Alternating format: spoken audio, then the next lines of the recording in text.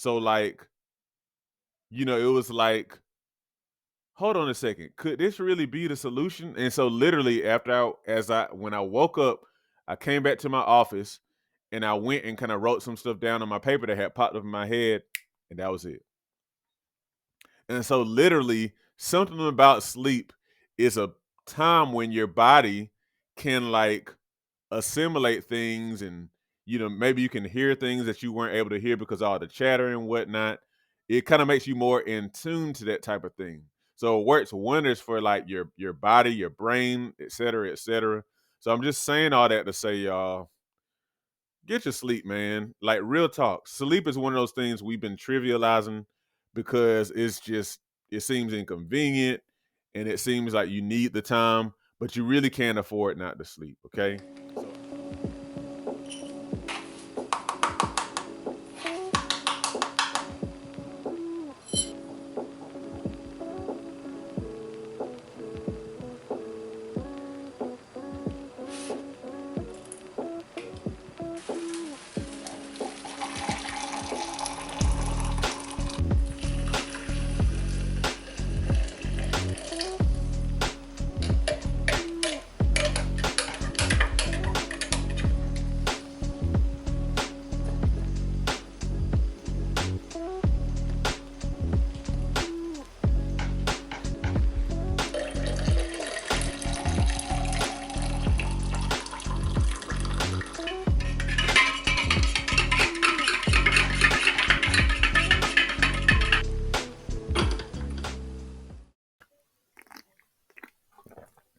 morning.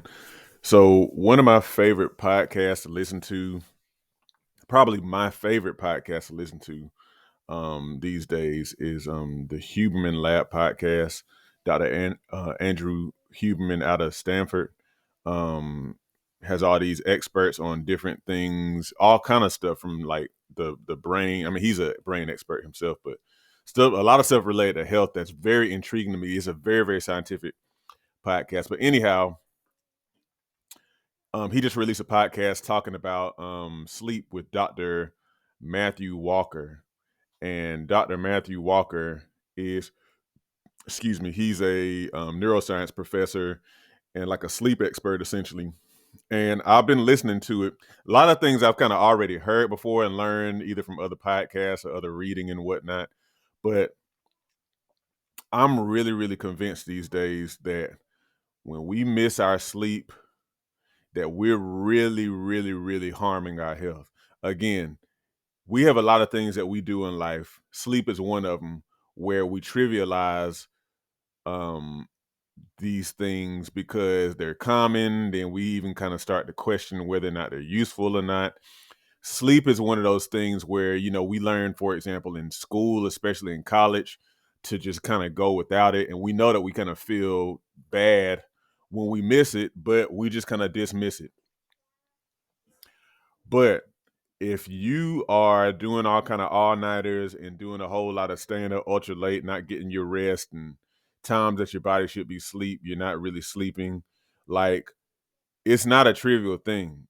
The more I learn about sleep, and I'm convicted because this is one of those things that I have to master. But the more you skimp on your sleep and kind of don't take it seriously, the more that you impair your health. So check out a couple of these things that I heard from this um podcast, and I'm going to link to the podcast so you can listen to it too. You really should.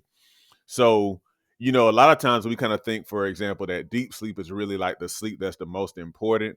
But Dr. Walker was saying it's not really just in a more important part of sleep. It's all important because, especially for your brain, I mean, for your whole body, but especially for your brain is doing all kinds of stuff. It's extremely active while you sleep. At least at certain times it is. And they were talking about how your brain is really like, if you just look at the electrical impulses on the inside, your brain is kind of lighting up. In some cases, whereas when we're going through the day, it's just kind of just various things kind of going on in different parts of your brain. Your brain is kind of moving in sync. Because it's different kind of like, how when you turn on your computer and it's kind of doing all these different kind of processes. This fan will come on at this time, or it'll say it's running this, it's running that. You don't see that so much with these computers these days because they come on so fast, but it's going through a list of processes. It's kind of like what your brain does. Um, and it's amazing. And so, like, literally, it's so many very crucial key things that are going on while you're sleeping that when you skimp on that, you skip those processes. So you are diminishing your brain's ability to do things. You're diminishing your immunity. You're diminishing your cardiovascular function. Your all kind of stuff. So check this out. One thing that Dr. Walker said is that specifically deep sleep switches your nervous system to the parasympathetic side. And I know I've talked about this before because of like stuff related to blood pressure, but check this out. Deep sleep switches your nervous system to the parasympathetic nervous system, which is kind of like the calming side of your nervous system. And it calms your body and therefore calms your blood pressure. Dr. Walker specific, he said that this part of your sleep is, quote, the very best form of blood pressure medication perhaps that there is, because like literally it makes your body, it's like your brain is signaling you to calm down. It makes your body calm down. So like it calms everything, including your cardio system. Now, that's important to understand because, and I may have put this in the book that I have about what you can do about blood pressure, but like um the way that we live, we kind of stay in the more sympathetic mode. We don't breathe deep enough. We're constantly anxious. We're constantly stressed. And so we're teaching our bodies to stay kind of like on the alert and raising our blood pressure. And then at the same time, a lot of times we're not getting good sleep either. That's why I kind of have an issue where it's like if you are kind of rushing to take a medication, I'm not saying that you shouldn't, but if you're rushing to take a medication, but you're not getting thorough sleep, it doesn't really make any sense if you think about it, because your body is supposed to regulate it itself, even in your sleep. Another thing is apparently deep sleep restocks your immune system with the proper amount of immune system cells, like the killer, the T cells, and all those kind of white blood cells and whatnot. And it also apparently makes your body more sensitive to immune signals. That's why, for example, and maybe you've experienced this, if you are under the weather a little bit and then you mess around and don't get enough sleep, next thing you know, this thing becomes way worse. It becomes way worse because you didn't get enough sleep. Whereas if you had gotten sleep, good sleep, then you probably would have been over this illness a lot quicker. Another thing is deep sleep affects your body's ability to regulate blood sugar. You know, in other words, it is tied to, you know, stuff like type 2 diabetes and pre-diabetes and whatnot. Because like literally whenever you don't get enough sleep, whenever you don't get into the deep sleep stage consistently, apparently your body your blood sugar starts to go up and your insulin sensitivity starts to go down, which means that your body doesn't it starts to not do as well with pulling toxic glucose out of your bloodstream. Another thing is, and this is like really, really, really, really all of it's important, but like your brain, when you sleep deeply, has like a cleansing protocol, so to speak, where it cleanses out these various proteins, and you may have heard of them like amyloid proteins and was it beta amyloid and then tau proteins that build up in your brain while you are awake.